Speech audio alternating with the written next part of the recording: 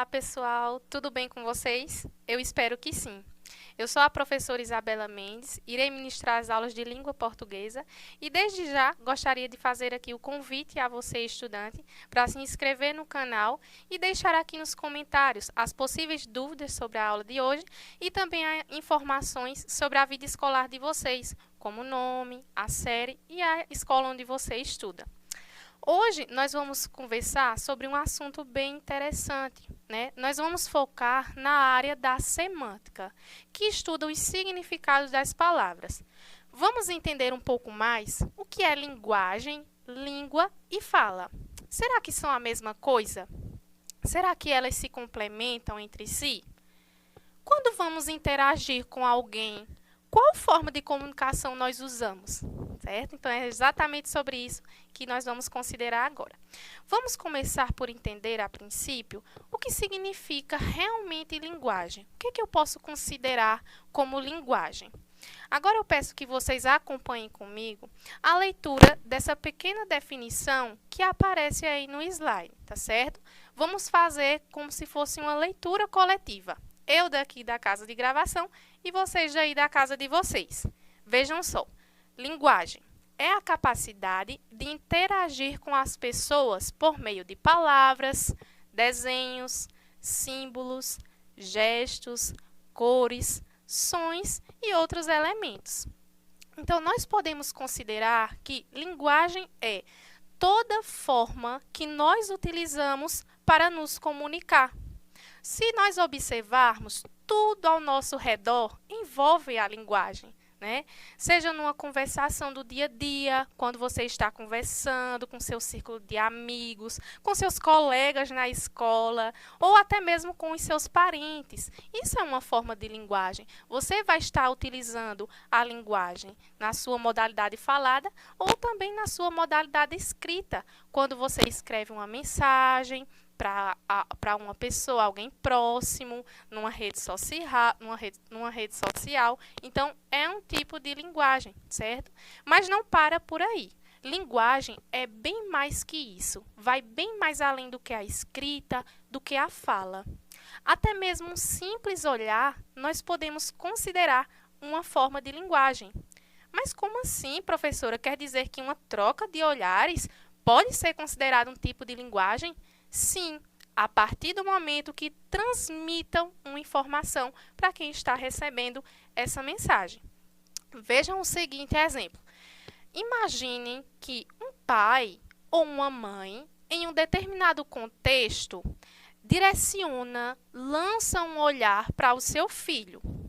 Nesta situação, neste contexto que esse filho e esses pais estão inseridos, o filho vai perceber que aquele olhar que seu pai ou sua mãe direcionou a ele está passando algum recado, está transmitindo alguma informação.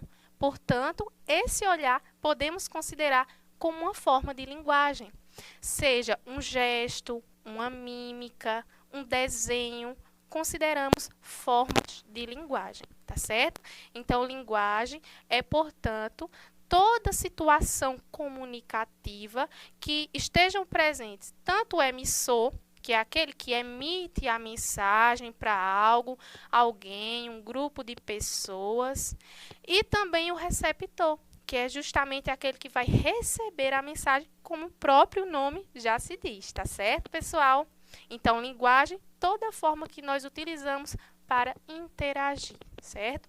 A linguagem, ela se divide em 3 subtítulos. A linguagem não verbal, a linguagem verbal e a linguagem mista. Vamos entender agora o que cada uma dessas 3 significa, tá certo? Então, a linguagem não verbal é uma linguagem que não faz o uso da conversação, nem na modalidade da oralidade, da fala, como está acontecendo aqui na aula, certo? E também nem na modalidade escrita. Ou seja, a linguagem não verbal vai fazer uso apenas dos signos linguísticos. Mas o que é isso, professor? O que são signos linguísticos? Os signos linguísticos estão associados às imagens. Então, onde que nós encontramos essa linguagem mista? encontramos nos gestos, né, nas mímicas, nos sinais, nas placas, no desenho, né? Então, imagine que alguém perguntar a você como foi seu dia e você responde com o seguinte gesto. Então, você está querendo dizer, através desse gesto, que o seu dia ele não foi tão bom quanto você esperava que fosse. Então, isso é uma forma de linguagem, pois passou uma informação, tá certo? Já a linguagem verbal é o contrário da linguagem não verbal. Este tipo de linguagem fará o uso das palavras, seja na sua forma escrita ou não. Onde que nós encontramos a linguagem verbal? Ela se manifesta nos textos, né, que nós lemos, que vocês produzem na escola, os resumos, as sínteses, os gêneros textuais. Ela se manifesta na leitura, né, quando você vai apresentar um trabalho escolar, a linguagem verbal está presente nesses momentos, onde você está fazendo uso da palavra, tá certo? E a linguagem mista, também conhecida como linguagem híbrida, o que seria? A linguagem mista, né, ela é o uso simultâneo, considerado o uso simultâneo da linguagem não verbal e da linguagem verbal. Ou seja, é quando é utilizado ao mesmo tempo esses dois elementos, palavra, que é o signo linguístico, e a imagem, que é o signo visual. Onde que nós encontramos a linguagem mista? Em que meios? Nos próprios filmes, né, que nós podemos ver a presença dos personagens, do cenário onde está passando aquela história e também da fala deles, né, que pode vir até mesmo na sua forma escrita nas legendas. Então, há a presença dos dois tipos de linguagem, tá certo? E também nós podemos encontrar nas histórias em quadrinhos, nas tirinhas, nas charges, que também fazem uso das imagens, dos personagens, do ambiente onde está se passando aquela história e também das falas, certo? Que vem acompanhada dentro dos balões, como vocês já bem sabem. Em outros momentos também, como em placas, cartazes e outros elementos que nós podemos encontrar esse tipo de linguagem, tá certo? Mas já que linguagem é toda forma que eu utilizo para me comunicar, seja na forma através de uma palavra ou através de um gesto, e língua, será que é a mesma coisa? Não, são diferentes. Elas se complementam, tá certo? Porém, são diferentes. Então, acompanhe comigo a definiçãozinha que vai aparecer aí no slide para vocês, que diz assim: língua é um sistema de palavras e regras que combinam entre si e que possibilitam a comunicação verbal e escrita entre as pessoas. Vejam só que interessante. Nesta ilustração que aparece no slide, nós percebemos que há um grupo de pessoas. E foi justamente com esse objetivo que eu utilizei essa imagem, para mostrar que a língua ela é universal, ou seja, ela envolve um grupo de indivíduos que vivem em um mesmo território, mas que falam a mesma língua ou o mesmo idioma. Como, por exemplo, nós aqui no Brasil, né? Moramos em território brasileiro e falamos a mesma língua que é comum a todos nós que vivemos aqui nesse território, que é a língua portuguesa. E o mesmo acontece em outros lugares, outros países, como, por exemplo, nos Estados Unidos, na Inglaterra, que é comum a língua inglesa falada nos territórios desses países, tá certo? Porém, toda língua, ela é composta por regras, existem regras, tá certo? E essas regras precisam ser seguidas. Aí você vai estar se perguntando, mas professora, por que eu tenho que seguir essas regras gramaticais? Primeiro, porque as regras, elas surgem com o objetivo de unificar a língua em todo o território em que ela é falada. Por exemplo, para o que você escreve, para aquilo que você fala, seja compreendido em outros estados aqui do Brasil, outros lugares, como no centro-oeste, no sudeste do Brasil, no sul, a língua ela precisa estar unificada, de acordo com as normas padrão da língua portuguesa, para que aquilo que você queira expressar seja compreendido por todos, tá certo? Então, a língua, né, como vocês puderam observar, diferentemente da linguagem, ela é considerada universal, onde um povo que vive em um determinado território fala o mesmo idioma, tá certo? Já a fala é diferente da língua, porque nós vimos que a língua ela é universal, ela engloba muitas pessoas, ela é plural. Já a fala é o contrário disso. Acompanhe comigo mais uma vez a definição que aparece no slide, que diz assim: a fala é um ato singular, pois cada indivíduo pode optar pelas variedades da língua que desejar para a exposição da fala, conforme o momento, o contexto, sua personalidade, o ambiente sociocultural que está inserido e etc. Então, a fala é algo singular, né? Por quê? Porque cada um de nós possui um jeito próprio, um jeito específico de nos expressarmos, seja por meio do sotaque, das gírias que escolhemos numa linguagem formal para utilizar no dia a dia, né? Seja por meio até da escolha de palavras, de vocabulários que nós utilizamos para expressar aquilo que sentimos ou pensamos. Né? E a fala ela está associada, né? Ela é tão única e singular que ela se associa até mesmo com a personalidade de uma pessoa. Né? Isso quer dizer, com certeza vocês já ouviram frases do tipo: ah, pessoa X tem um jeito de falar, né, muito agradável. Ou não, ou ao contrário disso. E por que isso acontece? Porque a pessoa, né, nós seres humanos, podemos escolher personalizar a nossa fala conforme achamos melhor para que nossa mensagem seja compreendida, tá certo? Ainda falando sobre língua, existem duas modalidades. Primeiro, a modalidade que é oral, né, que é quando a língua é falada e que se utiliza do recurso básico, que é o som da nossa voz.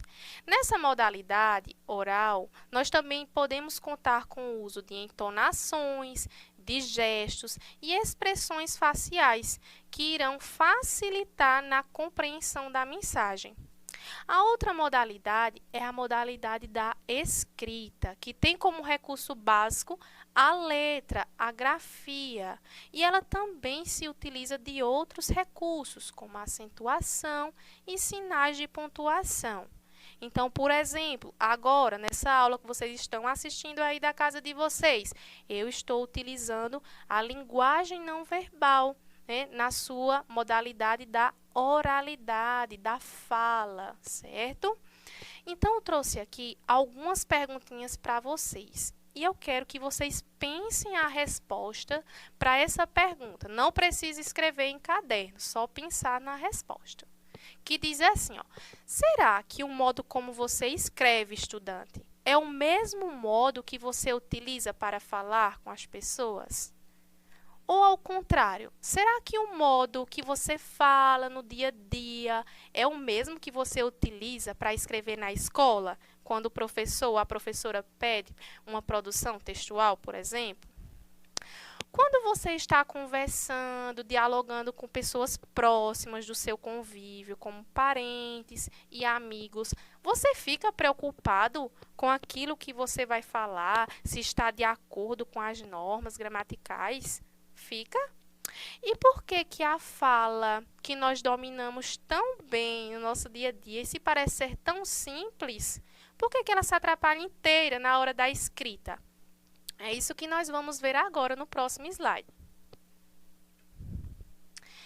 Para a gente poder entender o porquê que isso acontece na escrita, vamos entender primeiro o que é uma linguagem formal e o que é uma linguagem informal, tá certo? Uma linguagem formal também é chamada de linguagem culta.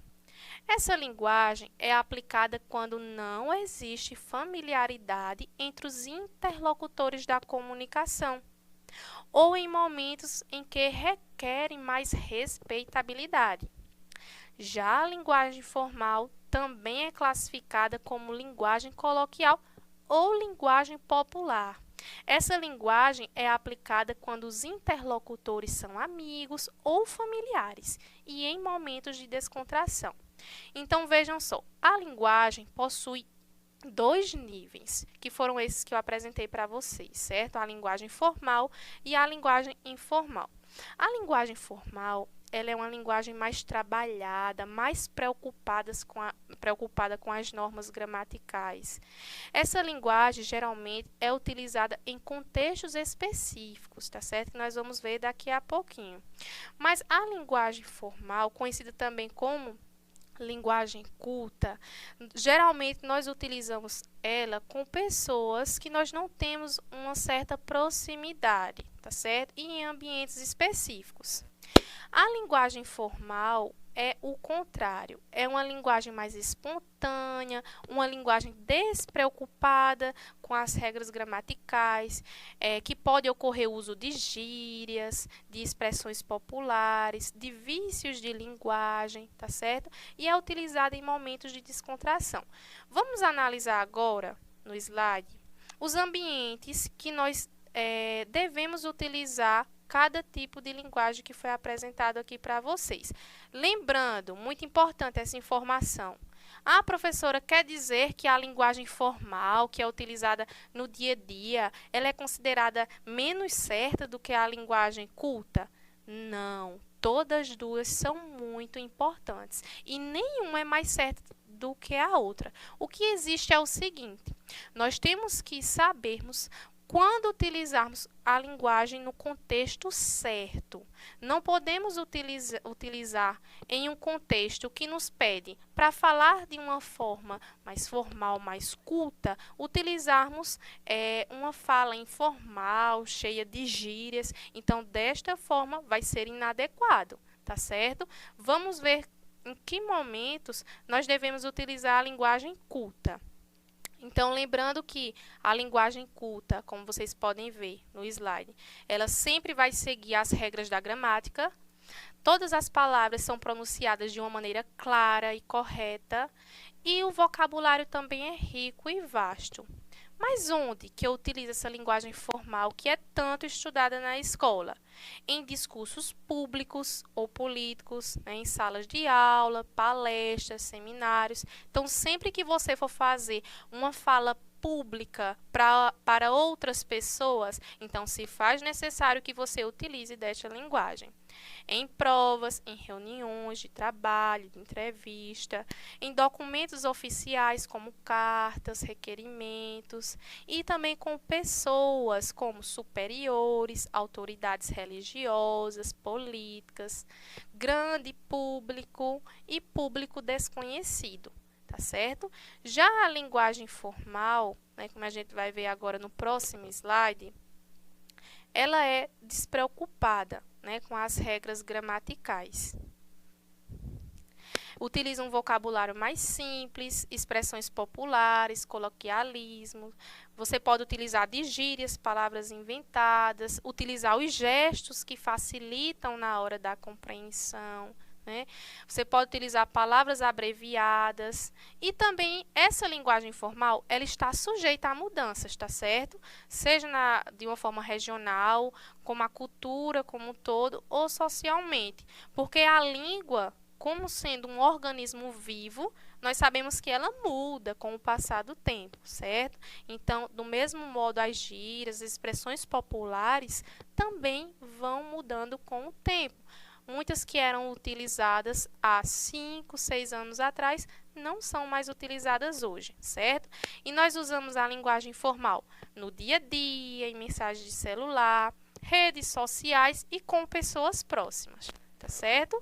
Eu trouxe aqui para vocês um textinho para ilustrar bem, né, o que acontece na escrita quando muitas vezes nós não aplicamos a linguagem conforme ela é solicitada. Vamos analisar no próximo slide. Ó, eu trouxe para vocês um poema, tá certo? De Chacal, que tem o título Papo de Índio. Primeiro eu vou fazer a leitura deste poema e eu peço que vocês fiquem bem atentos e observem principalmente a escrita, como as palavras foram escritas. Que diz assim: Veio uns homens de saia preta, cheio de coxinha e pó branco, que eles disseram que chamava açúcar. Aí eles falaram e nós fechamos a cara. Depois eles a repetiram e nós fechamos o corpo. Aí eles insistiram e nós comemos eles. Então vejam só, vamos analisar aqui esse poema. Antes de mais nada, vamos lembrar que esse poema está diretamente relacionado, com a relação que existia entre os índios e os colonizadores na história do Brasil, tá certo? Mas eu sei que você deve estar pensando aí do outro lado, mas professora, esse texto está cheio de palavras escritas, grafia, ortograficamente incorretas, erros de concordância. Mas por que que isso acontece? Eu pergunto a vocês. Por que que vocês acham que essa escrita ela foi colocada, foi trazida para esse poema deste modo, né? Primeiro, lembra do que eu acabei de explicar para vocês sobre linguagem formal e informal? Vocês já acham que foi utilizado qual tipo de linguagem, formal ou a informal, na escrita deste poema? Isso, justamente. Acredito que vocês pensaram logo linguagem formal. Então, na escrita, nós devemos evitar as chamadas marcas de oralidade, como as gírias, os erros de concordância, certo? Tudo aquilo que vai de encontro ao que nós aprendemos na norma culta deve ser evitado na modalidade escrita, que sempre vai priorizar uma linguagem mais formal, mais culta, tá certo, pessoal? Então, essa foi a nossa aula de hoje. Espero que vocês tenham gostado e até a próxima.